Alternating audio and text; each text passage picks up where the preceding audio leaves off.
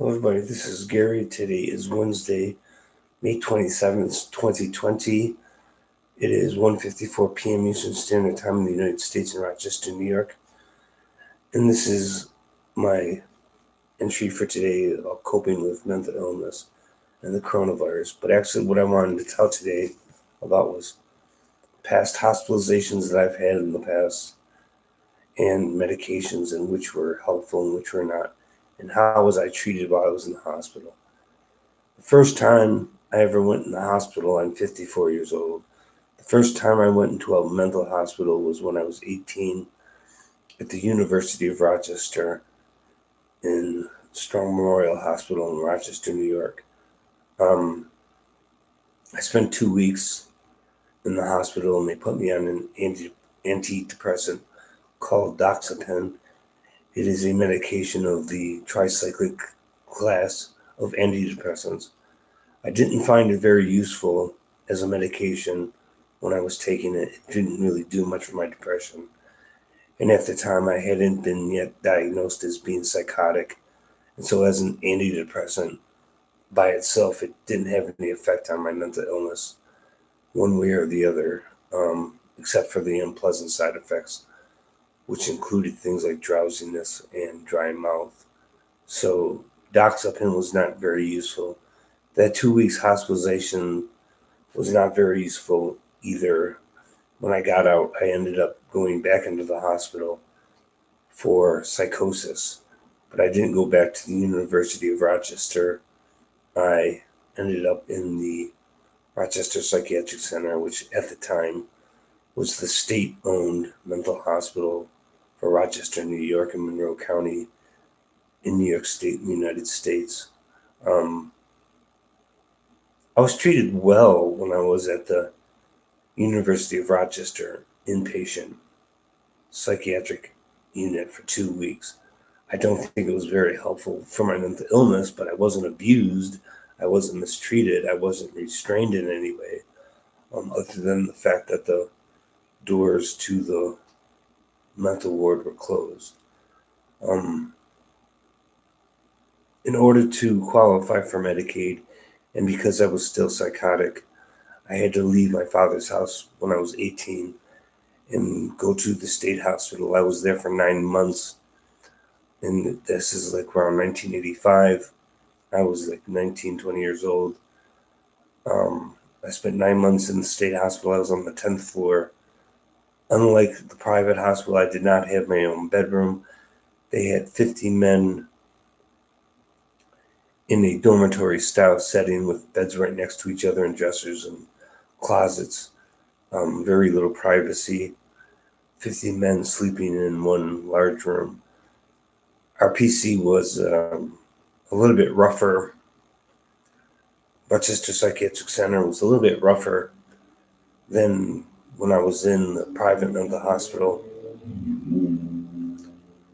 Sorry, there's a motorcycle going by outside. Um, but I was in Rochester Psychiatric Center on the 10th floor. It's a 16-story building. The hospital has been closed since the late 1990s. The building is still standing, but it's completely boarded up and not in use, and it's in disrepair. It's falling apart and collapsing on the inside. There are no more patients in that hospital. There haven't been any patients there for over 20 years. But when I was there, they were giving me Thorazine, which is an antipsychotic medication. Um, it's hard to tell what good it did for me for my psychosis because it had such horrible side effects. Thorazine causes akathisia. It caused akathisia in me to the point where I couldn't stop moving. I was restless. I was nervous as hell. I was as uncomfortable as hell. I could even compare it to physical pain. It was so physically uncomfortable to take Thorazine that any benefit from it was outweighed by the side effects of akathisia. I felt like I was crawling out of my own skin. I couldn't lie down. I couldn't sleep. I had to keep pacing, which was hard to do because during the night in the state hospital, you were required to stay in your bed and not walk the hallways. I was treated pretty crappy In the state hospital, there are plenty of times where I ended up in seclusion in my underwear, and they would lock the door for 2 hours at a time after giving me a shot of Thorazine, which only made me more agitated because of the akathisia. I got into several fights in the state hospital because the people there were more violent than the University of Rochester Strong Memorial Hospital. And there were plenty of times that I was stripped of my clothing and thrown into seclusion. So I think I was treated pretty shitty there. And the medications they gave me while I was there were not working, mainly because of the side effects. I was offered Valium, which is a benzodiazepine tranquilizer, not an antipsychotic, when I was in the state hospital, but I turned it down because my understanding of benzodiazepine tranquilizers at the time were that they're addictive and you can become dependent on them. So I didn't take it at that time. After I went to the state hospital, I ended up in a series of group homes and apartment programs where I was treated pretty well. Apartment programs and group homes are not hospitals. They are exactly what they sound like, a group of mentally ill people living in an unlocked house with rules, regulations, and structure for the day, a schedule to follow during the day. Apartment programs had roommates in an apartment with staff on site to supervise the patients there, or the residents, whatever term you want to use. But from that point on, I was in and out of mental hospitals, the state hospital, because my insurance didn't cover private hospitalization. And I ended up in the state hospital plenty of times. And for the most part, I was treated pretty well during those hospitalizations because they were usually short-term hospitalizations that only lasted for a week or two. I was in what was called the triage unit, where they take you for a week and evaluate you and see if you needed to be admitted into the hospital. And I usually never spent more than a week in the hospital in the triage unit. And the triage unit at the state hospital treated me better than actually being admitted into the hospital. I took medications there too. There were antipsychotics, older antipsychotics called typical antipsychotics. Again, they had side effects: akathisia, easily sunburn, not sweating, overheating in hot weather, severe sunburn in hot weather, without sunscreen. And so the medications were basically like medications in Mellaril or Haldol have horrible side effects as antipsychotic medications. Whether or not they had any benefit on my psychosis is hard to tell because the side effects were so bad. Um, After those series of hospitalizations, I ended up in college for 4 or 5 years, and I wasn't hospitalized in a psychiatric hospital during that time. I came back to Rochester, New York when I found out my girlfriend had HIV. I took care of her in Rochester. I had quit college, and then I ended up going back into private mental hospitals again on a regular basis, particularly Genesee Hospital in Rochester, New York, in their psychiatric unit. I was treated pretty well there, although I got into some fist fights and got my nose broken when I was in the hospitals at Genesee Hospital. That's when I began electroshock treatments for the first time, and those were pretty helpful. And I was treated well by the staff, the nurses, the doctors. But like I said, I'd gotten into several fights when I was up in Genesee Hospital. I was there for the longest period of 4 months' time. I would also go into the psychiatric emergency room at St. Mary's Hospital in Rochester, New York, and they would give me an injection of Ativan to calm me down and then send me home after a quick evaluation. And Ativan is like Valium, and it was helpful. It would calm me down and keep me out of the hospital. And so throughout the 1990s, I had gone into many different private hospitalizations, and I was treated basically well by the staff. And as time went on, I eventually got on new antipsychotic drugs that were coming out, like Seroquel. I take Seroquel today.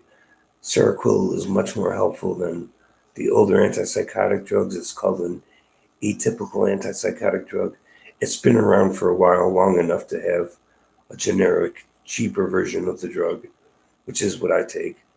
Seroquel is just the brand name. Um, it helps control my mood swings, my psychosis, hallucinations, delusions, paranoia, suspiciousness, that kind of thing. It helps with my mood swings, depression, mania, things like that. I'm on an antidepressant called Remeron, which is very helpful for my depression. Um, I'm on hydroxyzine for anxiety. Hydroxyzine is just an antihistamine. It's not really a tranquilizer, but it's used to treat anxiety because it's not addictive like Valium or Ativan or Klonopin, all of which are benzodiazepine tranquilizers. Um, Medications I have found most useful are Depakote, which is a mood stabilizer for bipolar disorder, and Seroquel, which can also be used for bipolar disorder as well as schizophrenia. I take it for both the bipolar mood swings, depression, as well as psychosis. And it's been the most helpful medication to me out of all the medications I've taken in the past 30 years. Um, I've taken Klonopin, and I may be put back on Klonopin this week. The only drawback on Klonopin is that it's an addictive drug. If you take it every day for more than 4 weeks, you can become physically addicted to it. If you abruptly stop it, you could have seizures and go into death. But it's very useful medication for keeping me out of the hospital because it squelches down anxiety and agitation. That's really bad. When I start to pace back and forth and I start to vomit from anxiety, Klonopin calms me down and it prevents me from going to the psychiatric emergency room when I don't actually have to be there. So I find Klonopin is a very useful for medication for anxiety attacks and suppressing my paranoia, controlling my anxiety, my agitation, my anger, and to some extent, my paranoia and delusions. But like I said, Klonopin has drawbacks that have to be weighed when you're putting a patient on Klonopin. Other drugs like Klonopin are Xanax, Ativan, Valium, Librium. They're all addictive. They all have the potential for addiction and death through sudden withdrawal. Withdrawing abruptly from Klonopin is like withdrawing abruptly from alcohol addiction. You could end up going into seizures and dying. Ativan, oddly enough, is used to prevent a person withdrawing from alcohol from dying. It actually prevents the seizures, the tremors, the hallucinations, often known as DTs. Those are the symptoms of withdrawing from alcohol. Ativan could actually save a person's life and prevent them from dying when they're withdrawing from alcohol. I found Ativan useful because it helped keep me out of the hospital when the emergency room would give me a shot of Ativan and send me home. They never wrote out a full prescription for me for Ativan. So the most useful medications I found have been Seroquel and Depakote. Depakote is an anti-seizure medication that's also used to treat bipolar disorder, and I found it useful. I found Seroquel useful, and those are probably the two medications I found useful over the past 30 years. And most of the times that I went in the hospital for the past 30 years, I was treated pretty well by the staff and the nurses, but that's not to say that I was an angel. I certainly got into fights. I certainly got thrown into seclusion. And another thing that I found helpful when I was in the hospital was electroshock treatments. I had those done up until very recently, and I was going to do it again, but I decided to leave the hospital instead of getting it done. But they were very useful as well. So I did this video because somebody requested that I do it, and that's all for now. Comment, like, share, subscribe. Press the notification bell so you know when I put out a new video. Because even if you're subscribed to my channel, you might not know when I put out a new video. If you have any ideas for a video you want me to do, put it in the comment section. This video was a requested topic, so that's why I did it today. Share my videos on social media if you want to help out my channel.